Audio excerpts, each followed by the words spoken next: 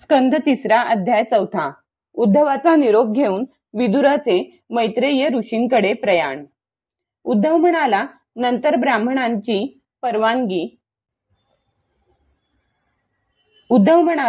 ब्राह्मणांची परवानगी घेऊन यादवांनी भोजन केले आणि मग वारुणी नावाचे मद्य ते प्याले। त्यामुळे त्यांचा विवेक नष्ट झाला आणि लागट बोलून ते एकमेकांच्या मर्मावर आघात करू लागले। मदिरेच्या नशेने त्यांची बुद्धी बिघडली आणि ज्याप्रमाणे वेळू एकमेकांवर घासल्याने त्यांना आग लागते, त्याप्रमाणे सूर्यास्तापर्यंत ते मारामारी करू लागले। आपल्या मायेचा तो परिणाम पाहून भगवंत सरस्वती नदीच्या पाण्याने आचमन करून एका झाडाखाली बसले। शरणागतांचे दुःख दूर करणाऱ्या भगवंतांनी आपल्या कुलाचा संहार करावा असे ठरविले होते, म्हणून त्यांनी मला बद्रिकाश्रमास जावयास सांगितले। विदुरा त्यांच्या या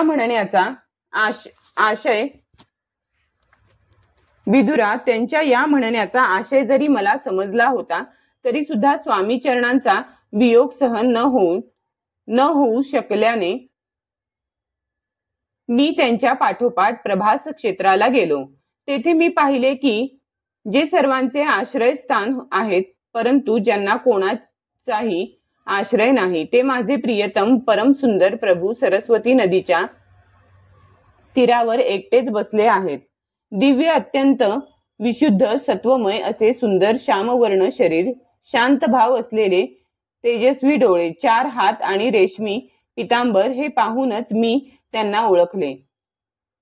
ते एका छोट्याशा पिंपळाला टेकून डाव्या मांडीवर उजवे चरण कमल ठेवून बसले होते। खाण्यापिण्याचा त्याग करून देखील ते अतिशय आनंदी दिसत होते। त्याच वेळी व्यासांचे प्रिय मित्र परम भागवत सिद्ध पुरुष मैत्रेय ऋषी आनंदाने विहार करीत योगायोगाने तेथे येऊन पोहोचले। मैत्रेय मुनी भगवंतांचे प्रेमी भक्त आहेत। आनंद आणि भक्तिभावामुळे ते सदैव विनम्र असतात। त्यांच्या देखतच प्रेम आणि सुहास्य वदनाने माझ्याकडे पाहून मला आनंदित करीत श्री भगवान म्हणाले, मी तुझे मनोगत जाणतो, म्हणूनच दुसऱ्या कोणालाही अत्यंत दुर्लभ असलेले असे साधन मी तुला सांगतो। उद्धवा, मागील जन्मी तू वसू होतास। विश्वाची रचना करणाऱ्या प्रजापती आणि वसू यांनी केलेल्या अज्ञात माझ्या प्राप्तीच्या इच्छेनेच तू माझी आराधना केली होतीस। हे उद्धवा, या जगात तुझा हा जन्म शेवटचाच आहे, कारण या जन्मात तू माझा अनुग्रह प्राप्त करून घेतला आहेस। हा मर्त्य लोक सोडून मी आता माझ्या धामाकडे जाऊ इच्छितो। तुझ्या अनन्य भक्तीमुळेच यावेळी अशा एकांतात तुला माझे दर्शन झाले। ही मोठी भाग्याची गोष्ट आहे। पूर्वी पाद्म कल्पाच्या प्रारंभी मी आपल्या नाभी कमलावर बसलेल्या ब्रह्मदेवाला माझा महिमा प्रकट करणाऱ्या ज्या श्रेष्ठ ज्ञानाचा उपदेश केला होता आणि ज्याला विवेकी लोक भागवत म्हणतात, तेच ज्ञान मी तुला देतो। विदुरा, माझ्यावर प्रत्येक क्षणी ज्या परमपुरुषाचा कृपेचा वर्षाव होत होता, जेव्हा ते असे आदरपूर्वक म्हणाले, तेव्हा स्नेहभावाने माझे अंग रोमांचित झाले, वाणी सद्गदित झाली आणि डोळ्यांतून अश्रुधारा वाहू लागल्या। मी हात जोडून त्यांना म्हणालो, स्वामी, आपल्या चरणकमलांची सेवा करणाऱ्या पुरुषांना या जगात अर्थ, धर्म, काम, मोक्ष या चारांपैकी काहीच दुर्लभ नाही। तथापि हे प्रभू, मला त्यांपैकी कशाचीच इच्छा नाही। मी तर केवळ आपल्या चरणकमलांच्या सेवेसाठीच आसुसलेला आहे। हे प्रभो, आपण निस्पृह असूनही कर्म करता, अजन्मा असूनही जन्म घेता, स्वतः कालरूप असूनही शत्रूच्या भीतीने पळून जाऊन द्वारकेच्या किल्ल्यात लपून बसता आणि स्वात्माराम असूनही 16,000 स्त्रियांसमवेत रममाण होता। असे हे विचित्र चरित्र पाहून विद्वानाची बुद्धी सुद्धा संभ्रमात पडते। देवा, आपल्याला आपल्या स्वरूपाचे ज्ञान सर्वथैव अबाधित आणि अखंड आहे. असे असूनही सल्ला घेण्यासाठी मला बोलावून भोळ्या भाबड्या मनुष्याप्रमाणे आपण लक्षपूर्वक मला प्रश्न विचारता. प्रभो, आपली ती लीला माझ्या मनाला संभ्रमित करते. अहो स्वामी, आपल्या स्वरूपाचे गूढ रहस्य प्रकट करणारे जे श्रेष्ठ आणि समग्र ज्ञान आपण ब्रह्मदेवाला सांगितले ते समजण्यास मी योग्य असेन तर मला सांगावे. त्या योगे मी या संसार दुःखातून सहज पार होईल. माझ्या हृदयातील भाव याप्रमाणे मी जेव्हा निवेदन केला तेव्हा परमपुरुष कमलनयन भगवान श्रीकृष्णांनी मला आपल्या परमस्थितीचा उपदेश केला. अशा प्रकारे पूज्यपाद गुरु श्रीकृष्णांकडून आत्मतत्व समजावून घेण्याचे साधन ऐकून आणि प्रभूच्या चरणांना वंदन करून तसेच त्यांना प्रदक्षिणा घालून मी येथे आलो आहे. यावेळी त्यांच्या विरहाने माझे चित्त अत्यंत व्याकुळ झाले आहे. विदुरा, त्यांचे दर्शन झाल्याने सुरुवातीला मला आनंद झाला होता, परंतु आता त्यांच्या विरहाने माझ्या हृदयाला कष्ट होत आहे. मी आता त्यांना प्रिय असलेल्या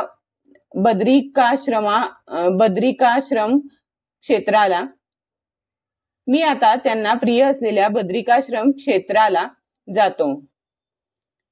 तिथे भगवान श्री नारायण देव आणि नर हे दोन ऋषी लोकांवर कृपा करण्यासाठी दीर्घकालीन सौम्य परंतु कठीण तपश्चर्या करीत आहेत.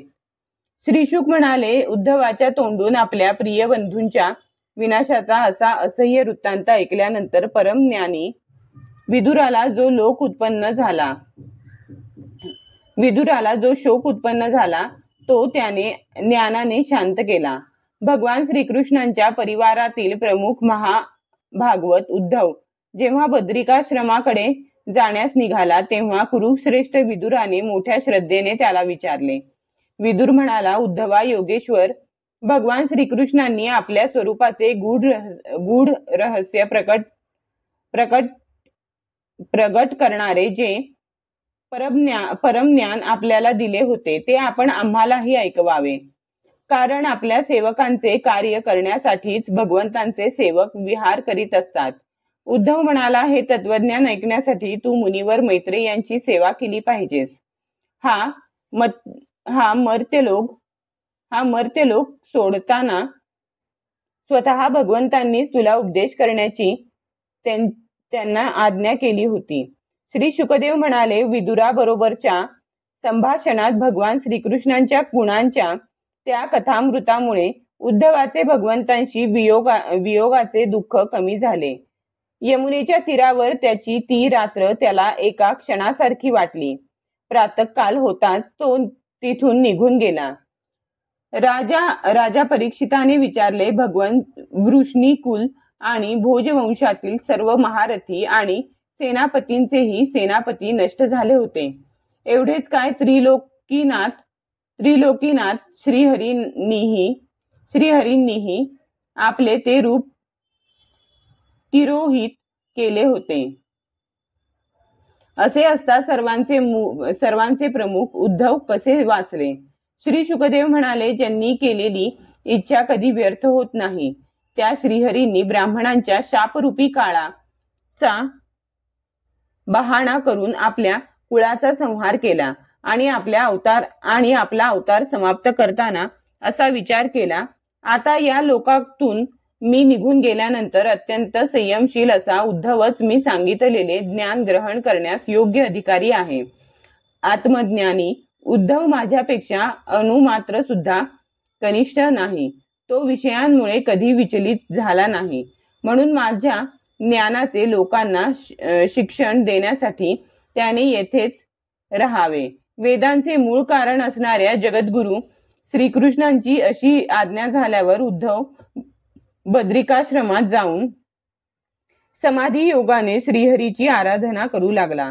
कुरुश्रेष्ठ परीक्षिता, परमात्मा श्रीकृष्णांनी लीलेनेच आपला श्री विग्रह प्रकट केला होता आणि लीलेनेच तो अदृश्य केला. त्यांचे हे अंतर्धान पावणे सुद्धा धैर्यवान पुरुषांचा उत्साह वाढविणारे आणि दुसऱ्या पशुतुल्य अशा अधीर पुरुषांना अत्यंत असह्य होते. परम भागवत उद्धवाच्या तोंडून भगवंतांची प्रशंसनीय कर्मे आणि अशा प्रकारे त्यांचे अंतर्धान होणे ऐकून तसेच भगवंतांनी परधामाला जाताना आपली आठवण काढली हे विदुराने ऐकल्यानंतर तो प्रेमविभ्वल होऊन अश्रू ढाळू लागला. यानंतर भरत श्रेष्ठ सिद्ध विदुर यमुना तटावरून काही दिवसांनी गंगेच्या किनाऱ्यावर पोहोचला. श्री मैत्रेय ऋषी तसेच राहत होते. अध्याय 4 समाप्त.